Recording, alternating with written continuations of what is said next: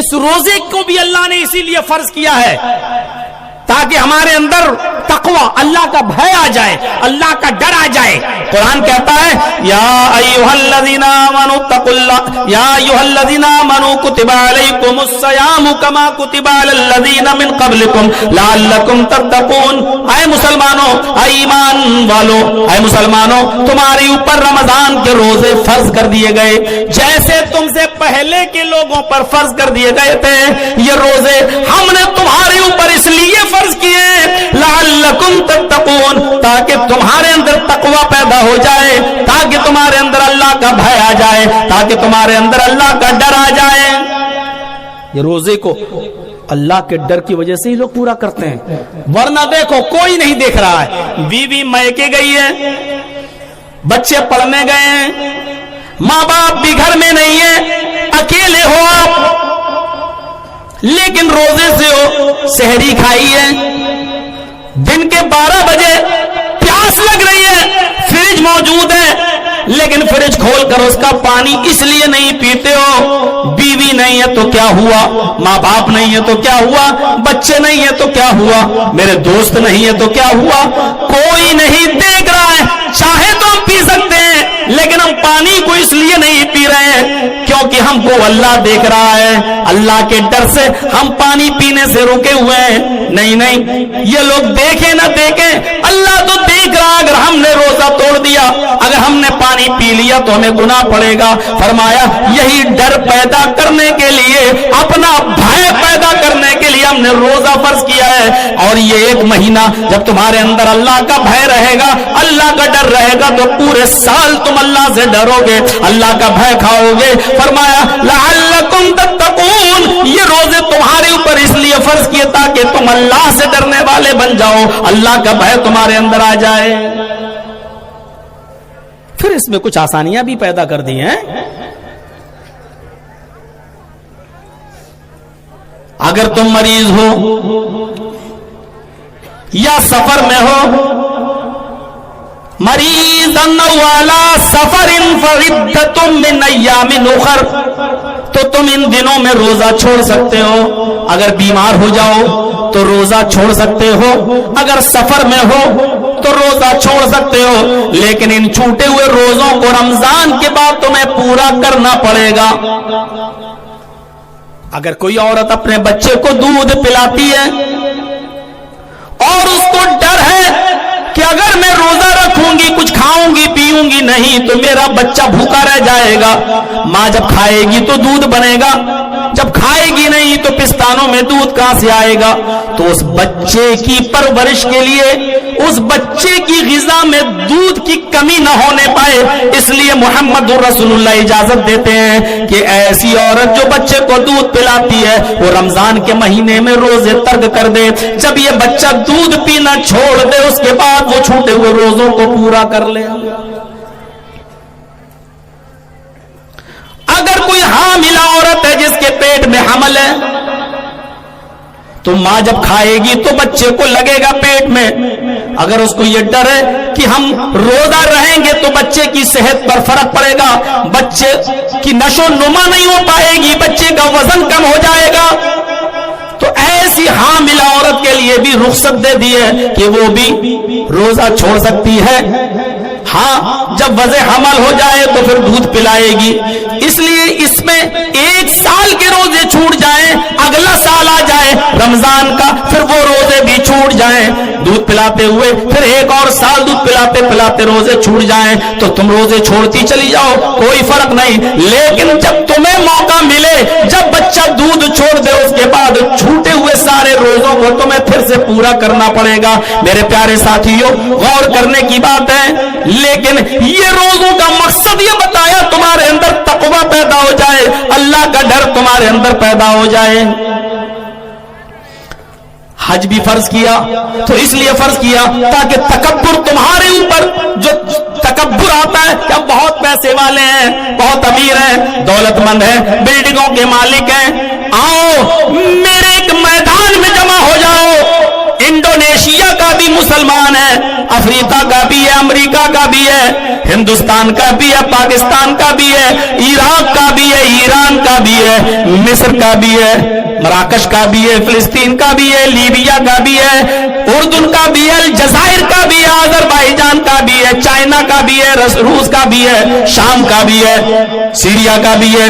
ہر country کا آدمی وہاں موجود ہے. نیپال کا بھی ہے, بنگلہ دیش کا بھی ہے, ہر ملک کا آدمی وہاں موجود ہے, اور سب کے جسم پر ایک ہی کپڑا ہے, عرفات کا میدان ہے, 9 تاریخ ہے, اور سب ایک ہی زبان میں, رنگ, نسل, امیری, غریبی, اونچ اور نیچ مٹا کر ایک ہی میدان میں جمع ہیں, اور سب ایک ہی آواز میں چیخ رہے ہیں, لبیک لبیک اللہم لبیک لا شریک لک لبیک ان الحمد والنعمت لک والملک لا شریک لک. آدمی چلا رہا ہے, چیخ رہا ہے, اس کا مطلب یہ ہے لبیک لبیک, اے اللہ میں نے اپنے آپ کو سرنڈر کر دیا ہے, آتم سمرپن کر دیا ہے, میں نے اپنے آپ کو تیرے حوالے کر دیا ہے. جیسے کوئی مجرم بھاگا ہوا ہے اور اس کو لوگوں نے کہہ رکھا ہے, گورنمنٹ نے کہہ رکھا ہے کہ جہاں دکھے اس کو شوٹ کر دو, اگر اس نے 10 دن کے اندر اندر اپنے آپ کو کورٹ میں پیش نہیں کیا, سرنڈر نہیں کیا, تو اس کو شوٹ کر دو. وہ آدمی کورٹ میں آتا ہے اور اپنے آپ کو سرنڈر کر دیتا ہے کہ میں مجرم ہوں, بھارت کی دھرتی چھوڑ کے میں بھاگ نہیں سکتا ہوں, اس لیے میں نے اپنے آپ کو سرنڈر کر دیا ہے. ایسے ہی یہ تمام کنٹریز کے لوگ عرفات کے میدان میں کہتے کہ اللہ میں تیری دھرتی, تیری زمین چھوڑ کے ہم کہیں بھاگ نہیں سکتے, اپنے گناہوں کا بوجھ اپنے سر پر لاد کر تیرے دربار میں آیا ہوں. اے اللہ اگر تو نے ہم کو معاف نہیں کیا تو کون معاف کرے گا. اوپر سے آواز آتی ہے, اللہ آسمان دنیا پہ آ جاتا ہے, پہلے آسمان پہ آ جاتا ہے اور کہتا ہے اے فرشتوں, میرے بندے نے اپنے آپ کو میرے سامنے سرنڈر کر دیا ہے, اپنے گناہوں کی معافی مانگنا شروع کر دیا ہے, میں نے اپنے بندے کے گناہوں کو معاف کر دیا ہے, اور ان کو ایسے کر دیا ہے کما ولدت امہا, جیسی اس کی ماں نے اس کو آج ہی اپنے پیٹ سے پیدا کیا ہے. جیسے بچہ گناہوں سے پاک و صاف ہوتا ہے, میں نے بھی اپنے بندے کے گناہوں کو ایسے ہی مٹا دیا ہے. اس میں بھی تقویٰ ہے, اللہ کا بھے ہے, اللہ کا ڈر ہے. ہم جو قربانی کرتے ہیں اس میں بھی اللہ کا ڈر ہے, ہم جو قربانی کرتے ہیں وہ بھی اللہ کا خوف اور اللہ کا ڈر پیدا کرنے کے لیے, ورنہ قربانی کیا ہے؟ اللہ نے صاف کہہ دیا ہے لن ینال اللہ لحومها ولا دماؤها ولکن ینالہ التقوی منکم. تم جو قربانی کرتے ہو, قربانی کے جانور پر جو چھری چلاتے ہو, اس قربانی کے جانور کا گوشت اور اس کا خون ہمارے پاس نہیں آتا. لن ینال اللہ لحومها ولا دماؤها, اللہ کہہ رہا ہے اس کا خون اور اس کا گوشت ہمارے پاس نہیں آتا. یہ مت سمجھنا تم غریبوں میں جو گوشت بانٹتے ہو وہ گوشت ہمارے پاس آتا نہیں, تم جو خون بہاتے ہو وہ ہمارے پاس آتا نہیں. ہم یہ دیکھتے ہی نہیں ہیں. ہم تو کیا دیکھتے ہیں, وَلَٰكِن يَنَالُهُ التَّقْوَىٰ مِنْكُمْ وَلَٰكِن يَنَالُهُ التَّقْوَىٰ مِنْكُمْ. ہم تو اللہ کا بھے, اپنا ڈر دیکھتے ہیں تمہارے اندر کتنا پیدا ہوا ہے. تم نے یہ گوشت جو غریبوں میں بانٹا ہے یہ اللہ کو خوش کرنے کے لیے ایسا کیا ہے یا اس لیے قربانی دی ہے کہ لوگ یہ کہیں گے دیکھو اتنا بڑا پیسے والا آدمی اور پھر بھی قربانی نہیں دیتا ہے, پھر بھی قربانی نہیں کرتا ہے. ہم تو ڈر دیکھتے ہیں, ہم تو تقویٰ دیکھتے ہیں. تمہارے قربانی کے جانوروں کا گوشت اور خون ہمارے پاس نہیں آتا ہے, ہم تو تقویٰ دیکھتے. وَلَٰكِن يَنَالُهُ التَّقْوَىٰ مِنْكُمْ, اللہ کے پاس صرف تقویٰ پہنچتا ہے, اللہ کا ڈر. وہ دیکھتا ہے کہ میرا ڈر میرے بندوں میں کتنا پیدا ہوا ہے. وہ شکل و صورتیں بھی نہیں دیکھتا, وہ شکل و صورتیں بھی نہیں دیکھتا. ان اللہ لا ينظر الى اجسامکم ولا الى صورکم ولکن ينظر الى قلوبکم. اللہ تمہارے جسموں کی طرف نہیں دیکھتا, کتنے بڑے باڈی بلڈر ہو, کون سلمان خان کی طرح ہے, کون جم جاتا ہے, یہ نہیں دیکھتا اللہ. کس کی باڈی میں 6 پیک ہیں. اب اس کا نام اس لیے لے لیا کہ جب بھی باڈی کی بات آتی ہے تو یہی سب سے آگے آتا ہے. اور مجھے میرے کسی دوست نے بتایا تھا کہ مولانا صاحب اس کا نام اس لیے بھی اونچا ہے کہ اس کی کسی مووی میں یہ کپڑا پہنا ہی نہیں ہے، کوئی بھی مووی اس نے بنائی ہے تو اس نے شرٹ ضرور اتاری ہے. تو ہم نے کہا پھر نیچے کا پینٹ کیوں نہیں اتارا؟ یار آپ تو عجیب بات کرتے ہیں. اللہ نہیں دیکھتا جسموں کو. اللہ کے نبی نے کیا کہا؟ ان اللہ لا ينظر الى شامکم، اللہ جسموں کو نہیں دیکھتا. ولا الى صورکم، صورت سنگولر ہے، سور سواد واو رے کے ساتھ یہ پلورل ہے. اس کا ترجمہ ہوگا اللہ تمہاری صورتوں اور شکلوں کو بھی نہیں دیکھتا کہ تم کتنے ہینڈسم ہو، کون سی کریم سے اور کون سے فیس واش سے اپنا چہرہ دھل کے آئے ہو. اللہ یہ بھی نہیں دیکھتا. حضرت بلال رضی اللہ تعالیٰ عنہ کو خانہ کعبہ کے دیوار پر اذان دینے کا شرف حاصل ہوا تھا کہ اذان کون دے گا؟ خانہ کعبہ میں حکم ہوا کہ بلال کو چابی دے دو. حضرت بلال کو، اور بلال کون تھے؟ شکل و صورت کے بارے میں تو آپ نے سنا ہی ہوگا. کل ہوما حدیث کے الفاظ ہیں، کوئلے کا رنگ پھر بھی کچھ صاف ہوتا ہے. حضرت بلال کوئلے سے زیادہ کالے، لیکن خانہ کعبہ میں اذان دینے کا شرف کس کو حاصل ہوا؟ حضرت بلال کو. اللہ شکل و صورتیں نہیں دیکھتا. وَلَٰكِن يَنظُرُ إِلَىٰ قُلُوبِكُمْ، وہ تمہارے دلوں کا تقویٰ دیکھتا ہے. صرف مدینے میں حضرت بلال نے مسجد کے اندر اتنا کہا تھا، اے اللہ کے رسول، میں نے اپنی کنٹری چھوڑی، اپنا ملک چھوڑا اور میں آپ پر ایمان لایا.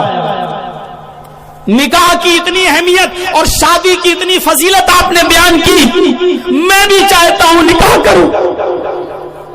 آپ نے فرمایا جو شخص اللہ سے پاک اور صاف حالت میں ملنا چاہتا ہے اس کو چاہیے کہ وہ نکاح کر لے. اللہ سے پاک اور صاف حالت میں ملنے کے لیے نکاح ضروری ہے، شادی ضروری ہے. اللہ کے رسول، میں بھی چاہتا ہوں کہ جب بھی موت آئے تو اللہ سے ہم پاک اور صاف حالت میں ملیں.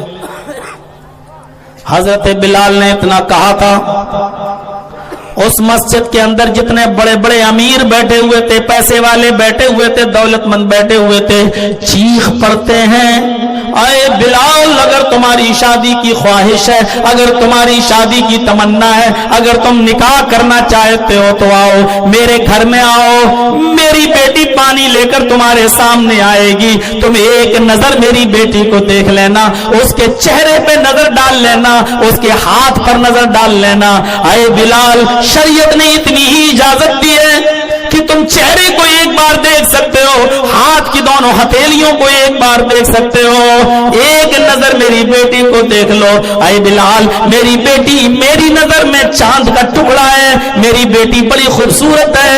اے بلال، اگر میری بیٹی تمہیں پسند آ جائے تو میں اپنی بیٹی کا نکاح تمہارے ساتھ کرنے کو تیار ہوں، اپنی بیٹی کا ہاتھ تمہیں دینے کے لیے تیار ہوں. اے بلال، آؤ چلو میرے ساتھ، میرے گھر میں چلو، میں زبردستی نہیں کر رہا ہوں، اگر میری بیٹی تمہیں پسند آ جائے تو میں اپنی بیٹی کا نکاح تمہارے ساتھ کرنے کو راضی ہوں، تمہارے ساتھ میری بیٹی رہے گی تو وہ بھی نیک عمل کرنے لگے گی. اے بلال، تمہارے بارے میں ہم نے سنا ہے، اللہ کے نبی نے فرمایا، بلال دنیا میں تم کون سا عمل کرتے ہو، کون سا نیک کام کرتے ہو کہ جب مجھے اللہ نے جنت دکھائی تو جنت کے اندر میں نے تمہارے جوتوں کی آواز سنی، تمہارے جوتوں کی آواز میرے کانوں میں گئی. میں نے پوچھا یہ کس کے جوتوں کی آواز ہے؟ فرشتوں نے بتایا کہ یہ حضرت بلال کے جوتوں کی آواز ہے. اے بلال، تمہارے اللہ نے تمہیں جنت دے رکھی ہے، اللہ نے نبی اکرم سے تمہیں جنت دینے کا وعدہ کر لیا ہے. اے بلال، تمہارے نکاح میں میری بیٹی آ جائے گی تو وہ بھی جنتی بن جائے گی، وہ بھی نیک عمل کرنے والی بن جائے گی. شکل نہیں دیکھی عرب کے امیر अमीरों ने सूरत नहीं देखी कि काला है, कलूटा है, कैसा है, क्या देखा? दीनदारी देखी और इसी दीनदारी को मायार बनाया। इसी दीनदारी की बुनियाद पर हजरत बिलाल से कहा चलो मेरे घर और मेरी बेटी का एक बार चेहरा देख लो, अगर पसंद आ जाए तो मैं अपनी बेटी का निकाह तुम्हारे साथ करने को तैयार हूं। और ये बात अरब के मदीना का एक अमीर, एक दौलतमंद नहीं कह रहा है, बल्कि मदीने के और भी पैसे वाले और भी दौलतमंद लोग कह रहे हैं आए बिलाल, इन्होंने पहले कह दिया तुम इनके घर चले जाओ, अगर इनकी बेटी पसंद ना आए तो फिर मेरे घर चलना, मेरी बेटी भी देख लेना, अगर मेरी बेटी पसंद आ जाए तो मैं अपनी बेटी का निकाह भी तुम्हारे साथ करने को तैयार हो। लेकिन पहले ये बोल चुके हैं, पहले इनके यहां चले जाओ।